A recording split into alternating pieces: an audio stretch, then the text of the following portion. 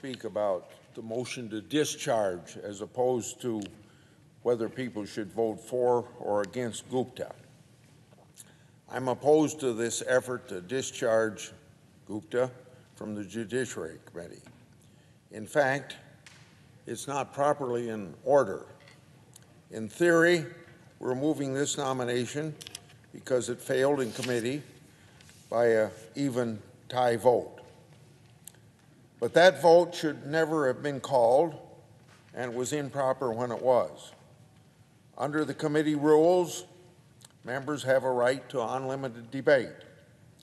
This can only be stopped either by bipartisan vote to end debate under the rules or by a vote of the majority of the committee to set a time certain to vote under precedent. Because Republicans at Ms. Gupta's markup wanted to talk, there couldn't have been bipartisan vote to end debate.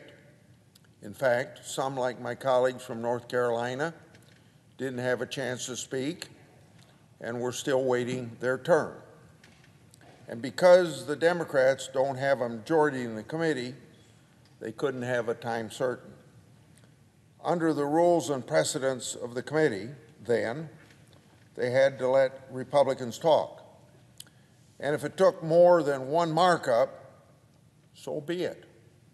The Democrats did this talkathon when I was chairman.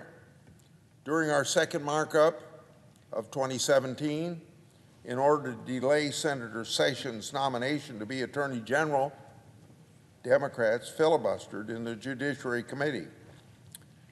When it happened, I didn't interrupt anyone or break any rules. I simply continued the markup the next day, checking to see who would want to be recognized and for how long. The fact is that the Democrats frequently use these filibuster tactics against us over the past 4 years. We simply dealt them from a position of confidence in the rules and precedents of our committee. Sometimes being chairman and moving nominees takes hard work, but we did the job we needed to do. That's not what happened in the discussion of Gupta. Instead, my colleague from Arkansas was interrupted and the roll was called while he was still speaking. This was not the power of the majority being used. It was the power of the chairman. What's the point of having rules if you can just ignore them? Just ignore them when you find yourself dealing with an unfamiliar situation. So I don't think the even vote, the tie vote in committee even properly happened. As far as I'm concerned, Senator Cotton had the floor.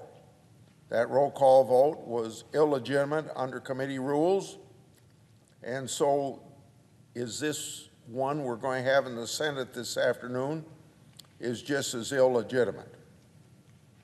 And why did the chairman scrap the committee rules for this nominee? This isn't a Supreme Court nomination. The nominee is a sub-cabinet official at the Justice Department.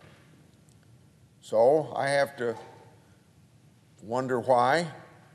I think it's because the Democrats know how really powerful she will be in the Justice Department. As Judge Garland told us during his hearings, he didn't pick Ms. Gupta. He only got to know her after they were both picked. That's quite a position for a subordinate to be in. The late Congressional Dingo famously said this, and I'll clean it up a little bit. Quote, "You let me write the precedent and I'll beat you every time," end of quote. The Judiciary Committee has done him one better. Now there is no procedure. If the rules are not respected, the Senate is an institution that loses every time. So I urge my colleagues to vote no and protect the traditions of the body.